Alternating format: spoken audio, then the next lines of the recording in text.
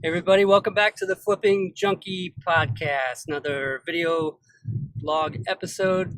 And today I want to talk about vision boards. Now, this is something you've probably heard about, but I was thinking about it again while Melissa and I and the kids were at the lake this weekend. Just sitting there looking out over the water, and it's funny because it took even several times being there once we first got the place to realize that, hey, this is a lot like the picture on my vision board. And I had a vision board with a picture of a dock with a chair on it overlooking a lake with hills in the background.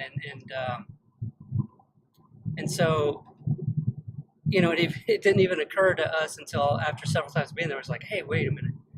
And if you don't know what a vision board is, there's a DVD based on a book, I guess, that was based on previous things like psycho-cybernetics or something like that. But anyway, it goes back pretty far. But basically, the secret DVD talked about, you get more of what you think of all the time, and what's on your mind, you kind of get more of it. So if you're always stressed and you're thinking about your bills, guess what? You just end up with a bunch of bills.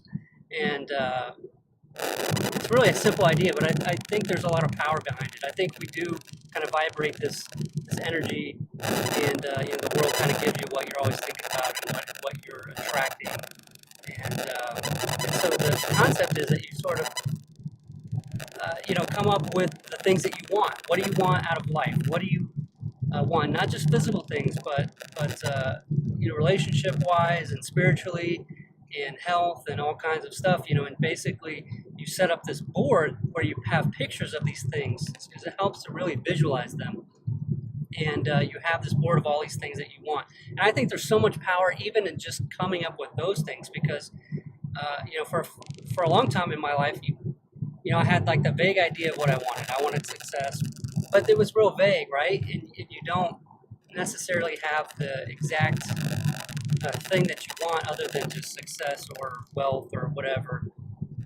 And so this process of just determining those things and really pinpointing exactly what it is that you want is huge, and it's super powerful because then you really have something to work for that's measurable. And the beauty of all of it is that it's not something that you have to sit there and even set goals towards, specific goals, even though it helps. I didn't set out a specific goal to have the lake house and have that view with the dock and floating dock and sit with the chair on it and all that kind of stuff. I didn't have a goal for that other than, knowing that's kind of like I would have liked to. And really the thinking behind that was summers at the lake, being able to take summers off, go to the lake with the family. And that was what that picture on that vision board was for me. And then we end up with a lake house, and it's like we can do that. And I didn't set specific goals to find that lake house. It ended up being from, our marketing to buy houses. And the guy wanted to sell the house, and we ended up getting a real good deal on it. And, there was this lake actually was pretty low because it was a drought in Texas for a long time. And so, people have been trying to sell the houses for a long time because the lake was real low. And then the lake filled up over this last year, and so it's been completely full. And all of a sudden, a lot of houses went up on the market because they're like, "Oh man, we can sell now because the water's back." Well, with the demand not being as high as the supply when everybody put their houses on the market, it was really hard to sell these houses. And so it kind of worked out awesome because we could get a great deal on it because there's so many houses for sale, and there's still the stigma of the lake being pretty low. And so we're able to get a great deal, and the water's up high, and we want to use the lake house. So, we're going to hold on to it for as long as we feel like holding on to it. And then the stigma of the lake having been so dry and then, being full again for a long time will be gone, and we'll be able to sell it for a good profit. So it's an awesome thing. But the vision board, you put these things on there, and it doesn't happen overnight, and it's not something like you've got to go and sit there and look at this vision board and think about it all day, or every morning for so many hours or whatever. I mean, it's just like we made our vision boards years ago. I think I made mine maybe around 2008, maybe was when I made mine.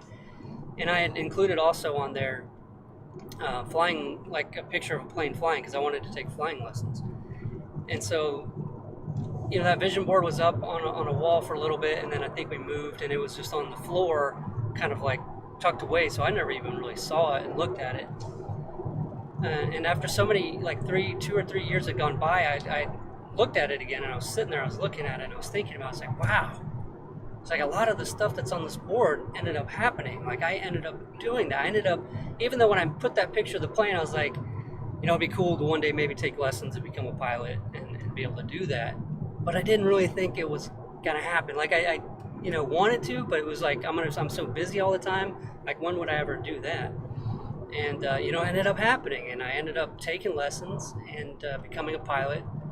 And there were several other things on there. Now I'm still waiting for the six-pack abs. That hasn't happened yet. But I feel like I'm getting closer to that, believe it or not. It's just something that's a lot more slow going. But I feel like I'm healthier than I've been in a really long time. And then this lake house, happening. And so it's a very powerful thing, and I just recommend everybody do it. And it's fun to do it, especially, with your spouse and your kids, and having that together. I think it makes it even more powerful when you guys know what your hopes and dreams are, and you guys have a sort of a plan, or know what each other wants, and the whole family wants. It's really great, and something that ties into that as well. And this is just like a poster board, right? You just get a poster board and cut out pictures, find pictures online, print them out, put them on there, paste them on, or even just get a tack board. I think is what I did, like a cork board, tack board, and just tacked on the pictures. But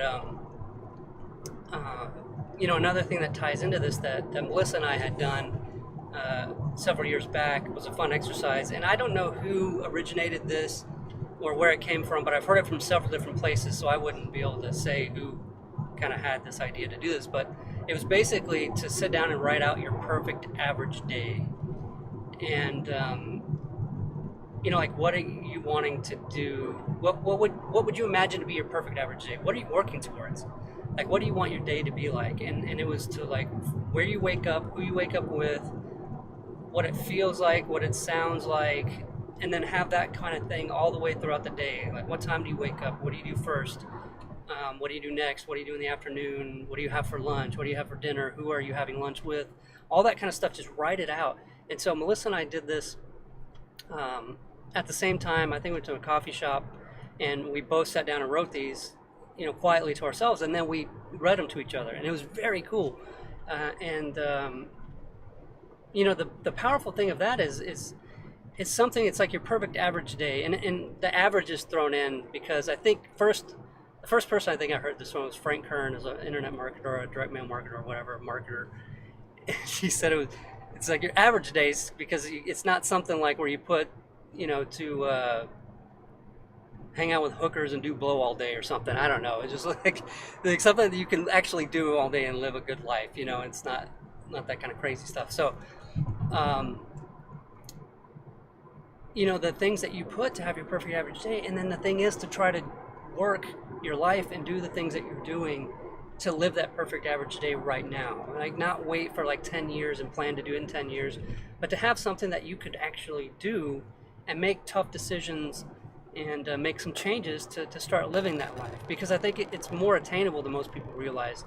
And I think a lot of times we're running around like chickens with our heads cut off, but there's things that you can do, and I don't know, it just looks like knowing what it is, right? And then having the universe sort of turn to put things in your favor because you've decided and know what you want. You have a direction, and you have sort of a plan, or at least the end goal, or something that you would like to have, and you know more about yourself and your spouse and your family than you would have beforehand. And I think it's super cool, and it's a very powerful thing that everybody out there should be doing, and on a regular basis too. And I updated mine about a year ago, I think it was, and there were some changes in it, and it's just a fun exercise, and you kind of have a different perspective on things. So I hope you guys enjoyed that. If you have never seen The Secret, check out the DVD, The Secret. It might seem a little bit hokey, but it's I think it's a really powerful thing if you believe it, right? And and you know, it's really God. You know, if you are a Christian or believe in God, and you know, if you want to feel like maybe more it's the universe or the world or whatever, but it all ties in, and I think it's really cool. So check it out. And I had written something about it on my on Flipping Junkie before. I had a blog post where I talked about those things, talked about the vision board, and I think I had a picture of it. And I had to do the disclaimer that the body of the guy with the six pack wasn't that I wanted a dude with a six pack, was that I wanted to have a six pack abs. But anyway, it was kind of funny. Anyway, hope you guys having a great day.